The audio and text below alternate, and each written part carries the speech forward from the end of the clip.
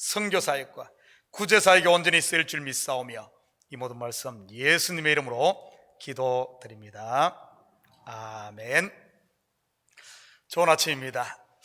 코로나 바이러스 19 팬데믹으로 인해 교회가 문을 닫은 지가 만 1년이 지났습니다. 19이라고 하니 먼 과거처럼 느껴지는 이유가 무엇일까요? 어쩌면 2020년이란 1년이 하나의 여백으로 남아있기 때문은 아닌지 모르겠습니다. 우리는 1년 동안 참으로 많은 것을 잃었습니다.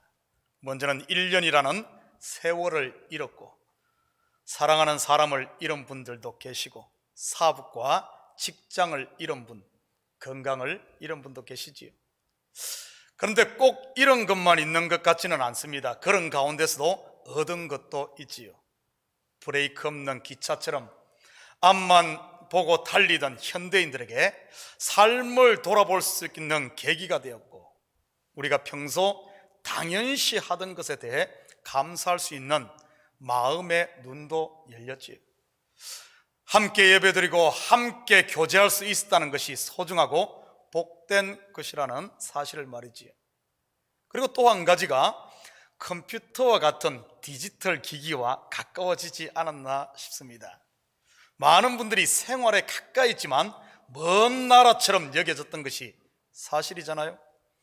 그러다가 팬데믹으로 이 자의반, 타의반으로 해서 어느새 내 손에 들어와 이웃 나라가 된 이 디지털 기기들, 이것은 단순히 일상의 편리성을 넘어 더 큰 의미가 있다고 저는 봅니다. 바로 디지털 세대인 우리 자녀들의 세계로 우리가 한 발 다가섰다는 의미 말이지요. 사실 자녀들이 하루 종일 컴퓨터와 스마트폰에서 눈을 떼지 않을 때 여러분의 마음은 어땠습니까? 이런 마음 들지 않았나요? 왜 저렇게 금싸라기 같은 시간들을 낭비하지? 한자라도 공부를 해서 지 인생에 도움이 될 텐데 하고 말이지. 뭐 저만 그랬나요? 저의 세대는 그랬습니다. 공부는 열심히 책에다가 밑줄을 긋고 깜지를 써야만 되는 줄 알았습니다. 그래서 책이 얼마나 더러운가, 아니면 얼마나 많은 깜지를 썼는가가 공부의 양을 결정했지요. 그런데 요즘 아이들은 어떻게 하던가요? Just click. 우리는 지식을 어디에 저장을 했습니까? 이 머리에다 했지요. 그런데 요즘은요, 이 핸드폰 하나에 세상 지식이 다 들어있습니다. 저장이 아니라 어떻게 활용하느냐이지요. 아이가 컴퓨터 앞에 앉아 있으면 공부 안 한다고 잔소리들 많이 했을 겁니다. 사실 자녀 세대의 공부는 컴퓨터에 앉아 클릭하는 게 공부인데 말이지요. 물론 게임만 하는 아이들도 있지만 말입니다. 아무튼 팬데믹을 거치며 우리 세대가 자녀들의 세계에 한 발 다가섰다는 것은 가장 큰 얻은 것이 아닐까 생각을 합니다. 이것을 계기로 다음 세대와의 간격의 폭을 좀 줄이시고, 이런 것에 대해 아파하지 말 것이 아니라 얻은 것을 잘 활용해서 우리 자녀들과 더 깊은 소통이 있었으면 좋겠습니다. 여러분에게 편리함이란 것이 갖는 의미가 무엇입니까? 사람은 누구나 주관적이기에 이 편리함이란 익숙함 아닌가요? 그렇다면 이 익숙함이라는 것은 어떻게 만들어졌을까요? 반복이지요.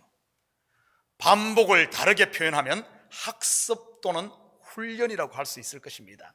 다시 말해 수많은 시간과 에너지를 소비해서 얻어진 하나의 보상이라고나 할까요? 객관적으로 판단해서 아날로그와 디지털 어느 것이 더 편리할까요? 당연히 디지털이지요. 그런데 우리는 그것을 불편해합니다. 왜죠? 나에게 익숙하지 않기 때문이지. 분명 더 쉽고 편리한 것임에도 우리가 선뜻 그것을 취하지 못하는 이유는 내가 가진 익숙함, 다른 말로 하면 내가 쌓아놓은 상을 잃고 싶지 않다는 뜻이지요. 아니면 배움을 멈췄다고도 할 수 있고요. 사람은 평생 배우며 사는 존재인데도 말이지, 이것은 비단 우리의 일상뿐만 아니라 신앙도 마찬가지인 것 같습니다. 분명 아닌 줄 알면서도 익숙함, 곧 내 것을 내려놓기 싫기 때문에 참으로 중요한 것을 잃어버리는 경우가 얼마나 많습니까? 오늘 본문의 내용이 그와 연결이 됩니다. 29절 같이 봅니다.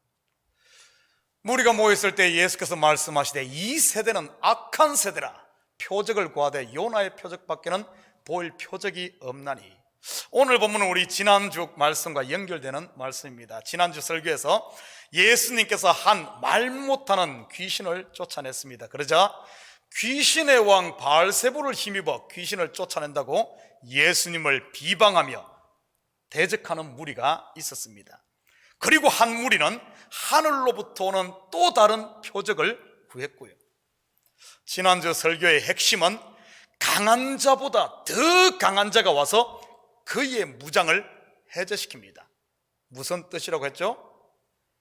율법보다 은혜가 더 강한 자라는 뜻이지요. 꽝 잡는 게 매듯이 죄를 무력화시키는 것은 죄사함의 은혜란 말입니다.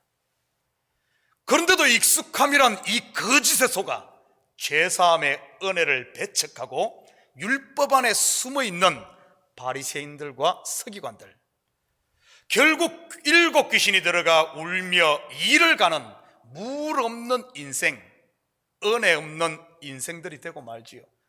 자기가 만든 자기 감옥에 갇혀 말입니다. 오늘은 하늘의 표적을 구하는 또 다른 무리들을 향해 하신 말씀입니다. 예수님은 이들을 향해 악한 세대라고 말하네요. 표적을 구하는 그들 말이지요. 사실 우리도 기도할 때마다 표적을 구하지 않습니까? 하나님 병 낫게 해주세요. 하나님 가게 잘 되게 해주세요. 하나님 우리 자식 공부 잘해서 동부에 있는 아주 좋은 대학 들어가게 해주세요. 하나님 교회 부흥되게 해주세요. 그래서 하나님의 살아계심을 세상 만방에 드러나게 해주세요 하고 말이지. 이것 다 표적 구하는 것 아닌가요? 그렇다면 여러분 모두 악한 세대인가요? 분명 이런 말은 아니겠죠. 그렇다면 본 구절의 참 의미가 무엇일까요? 먼저 표적으로 번역된 이 헬라어는 세메이온인데 이것은 영어로 사인이라는 뜻입니다. 제가 지난 설교에서도 말씀드렸듯이 손가락으로 무엇을 가리키면 그 손가락은 표적, 즉 사인입니다. 그렇다면 손가락만 쳐다보면 안 되지요. 그것이 가리키는 그 실체를 봐야 하는 것입니다. 우리가 어떤 문서에 사인을 하면 펜으로 그적그적 뭐 하잖아요. 그냥 이렇게 하잖아요. 그것은 하나의 표입니다.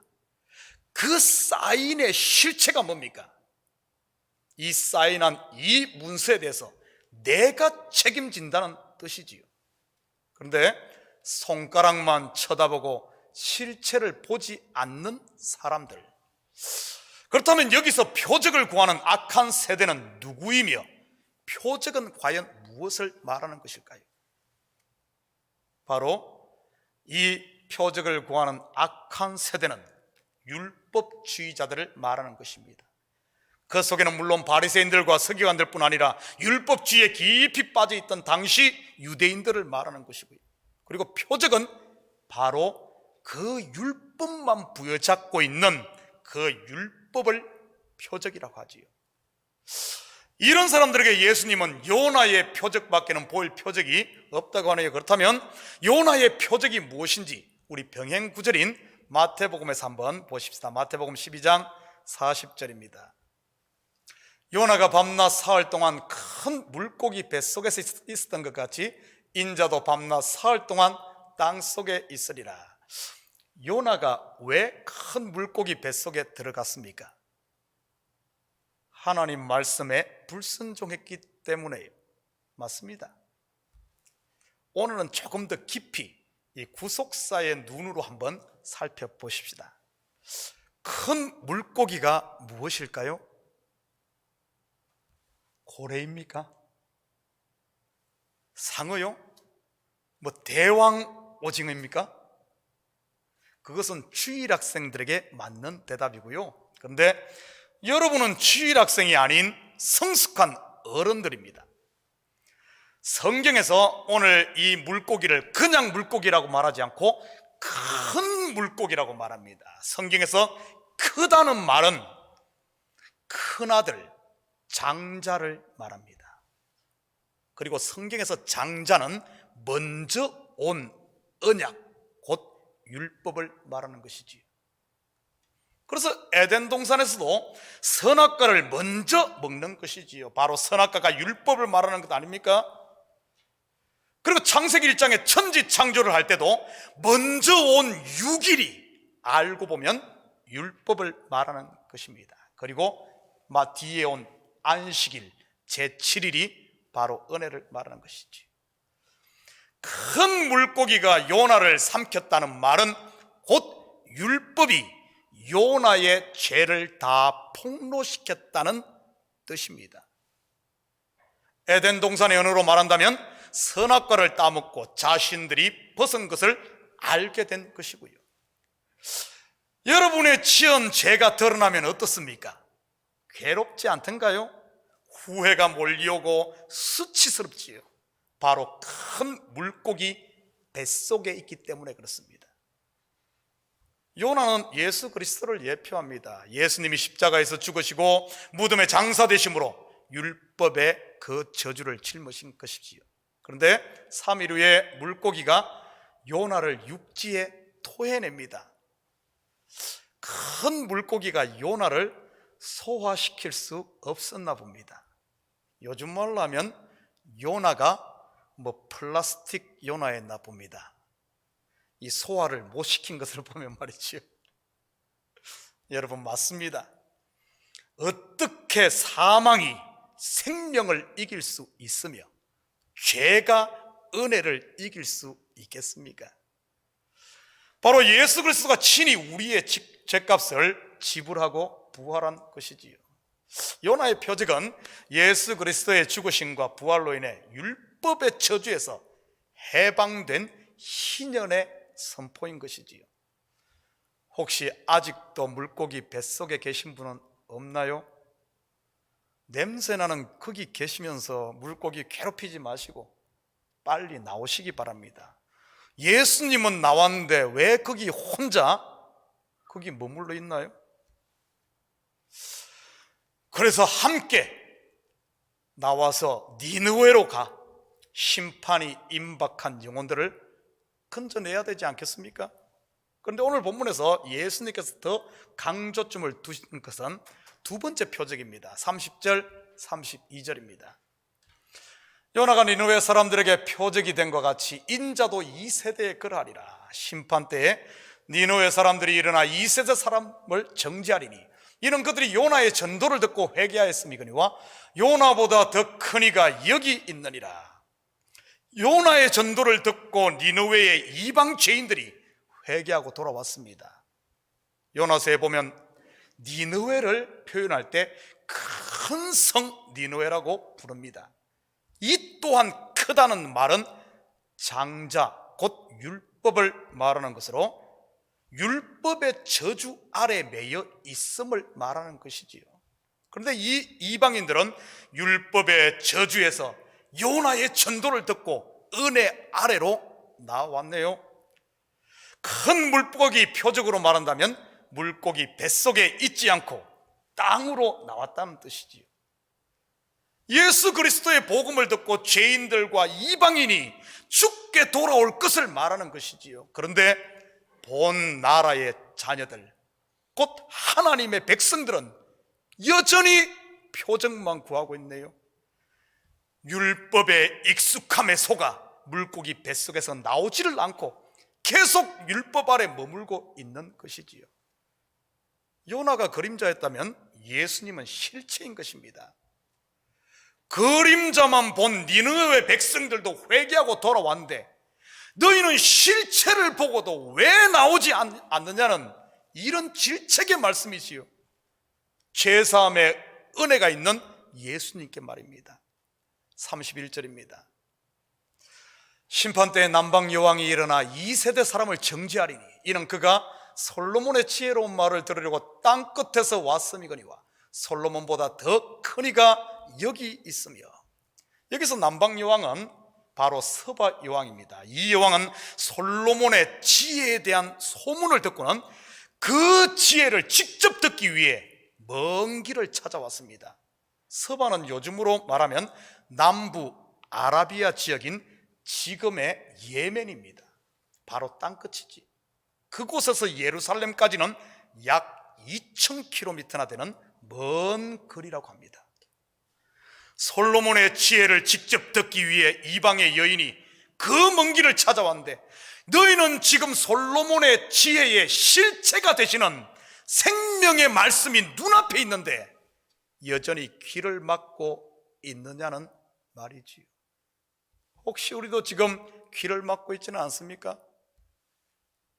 쉐마 이스라엘, 들으라 이스라엘아, 이 복음을 들으면 사는데 또 다른 하늘의 표적 곧 율법만 쫓고 있지는 않느냐는 말입니다.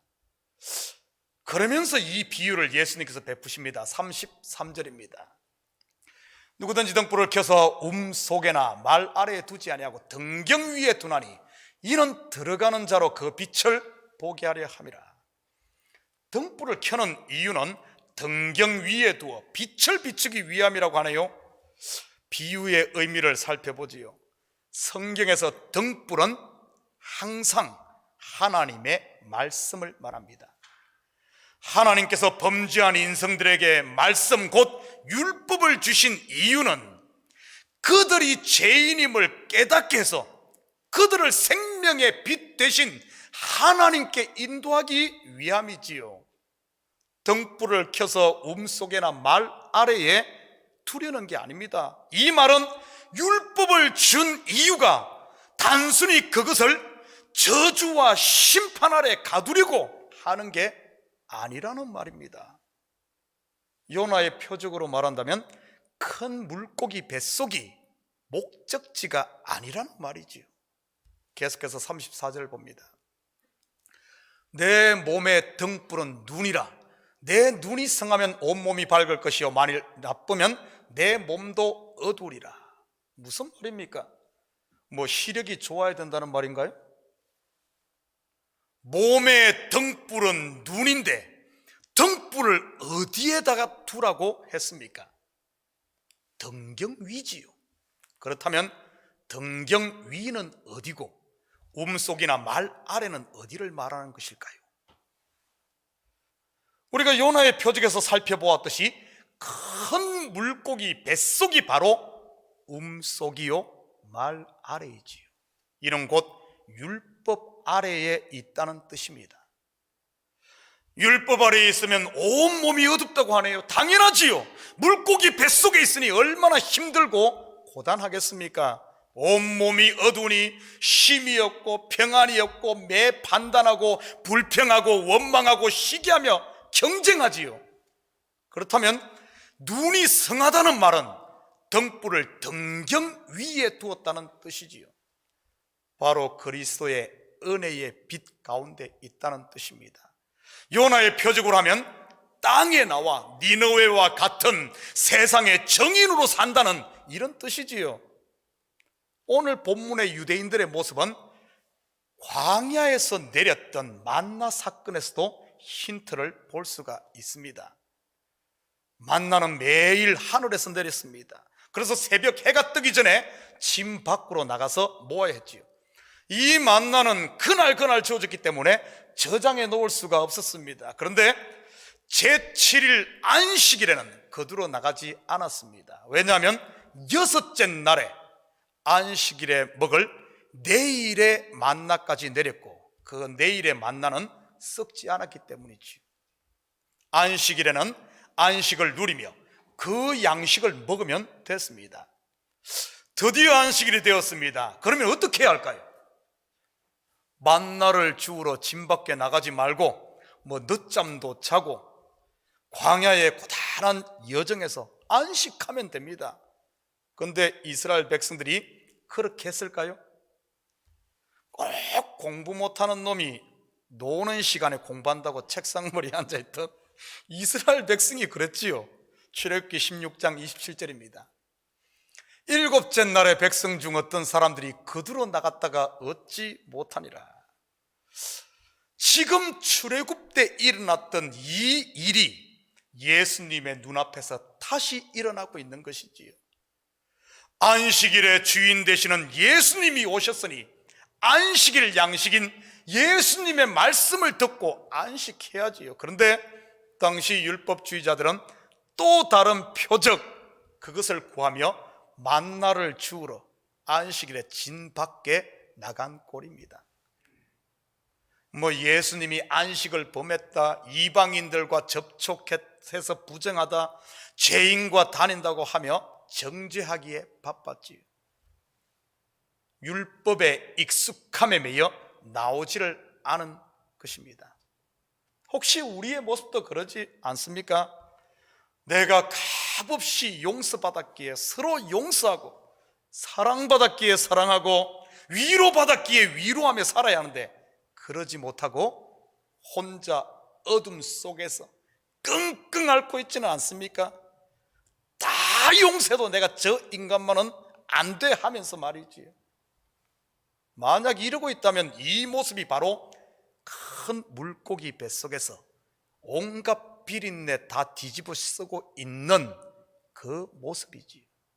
35절입니다. 그러므로 내 속에 있는 빛이 어둡지 아니한가 보라. 여러분 속에 있는 빛, 곧 등불을 한번 보시기 바랍니다. 혹시 아직도 어두운 율법의 잣대, 율법의 시야, 율법의 빛을 들고 있지는 않은지 말이지요. 창세기 1장에 보면 하나님께서 두 광명체를 하늘에 창조했습니다. 앞에서 빛, 곧 등불은 말씀이라고 했지요. 그렇다면 큰 광명체, 곧 해는 복음을 말하고 밤을 주관하는 달은 율법을 상징합니다. 분명 예수님이 오심으로 밝은 태양이 떠오른 낮이 되었습니다. 성경은 이것을 은혜의 해가 떠올랐다고 표현했지요. 그렇다면 어느 빛에 우리가 거해야 되겠습니까? 혹시 여러분 가운데 대낮에 달빛 밑에 있지는 않습니까? 여러분, 그래서 어두운 겁니다. 그래서 어두운 거예요.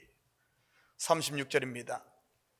내 온몸이 밝아 조금도 어두운 데가 없으면 등불의 빛이 너를 비출 때와 같이 온전히 밝으리라 하시니라. 혹시 여러분 가운데 나는 왜 안 될까? 나는 왜 이럴까? 하시는 분 있습니까? 마음은 원이로되 육신이 약하도다가 나의 18번이 된 분들 말이지요. 이유가 무엇인 줄 압니까? 여러분의 의지가 약했을까요? 아닙니다. 해가 중천했던 대낮인데도 혼자 스스로 만든 말 속에 들어가 있어서 그런 겁니다. 아니면 동굴 속, 아니면 그늘 속에 있어서 그런 것이지요. 큰 물고기 뱃속 말입니다. 예수님의 다른 표현으로는 네 눈에 율법의 잣대 곧 들보가 있기 때문인 것이지요. 예수님께서 지금 우리 마음의 문 밖에서 녹하고 있습니다. 이제 은혜의 빛으로 나오라고 말이지요. 그래서 원수졌던 니느웨도 가고 솔로몬의 지혜도 들으라고 말이지요. 한마디로 매임에서 풀려 자유하라는 말입니다. 우리가 은혜의 빛 가운데 있으면 그 빛이 우리를 통해 비춰집니다. 마치 달이 해의 빛을 반사하여 어둠을 비추듯이 말이지요. 그런데 우리가 그늘에 있으면, 동굴 속에 있으면, 말 속에 있으면, 물고기 뱃속에 있으면 그 빛을 비출 수가 없지요. 사랑하는 성도 여러분, 이 한 주간도 뒤돌아보고픈 유혹이 있다 할지라도 여러분 뒤돌아보지 마시고 빛 되시는 주님과 동행하심으로 그분의 은혜와 사랑의 빛이 나를 통해 세상 가운데 비출 수 있도록 여러분 자신을, 여러분의 눈을, 여러분의 시야를 빛 가운데 두고 살아가는 빛의 자녀들 되시기를 주님의 이름으로 축복합니다. 같이 기도합니다. 사랑의 아버지 하나님, 참으로 감사드립니다. 우리는 분명 빛의 자녀고 아버지는 그 빛이 우리 가운데 있는데 내 스스로 다시 아버지 하나님 어둠 속에 숨어 있지는 않습니까?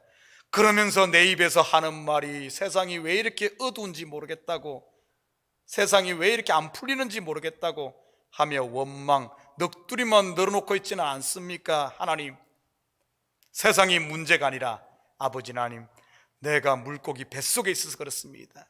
하나님, 익숙함이 주는 이 거짓에 속지 말게 하시고 매일매일 새롭게 하시는 주님의 은혜를 받고 아버지 하나님, 주님 가신 그 길을 따라감으로 이 땅에서 빛의 자녀로 당당히 살아가는 정인들 되게 도와주시옵소서.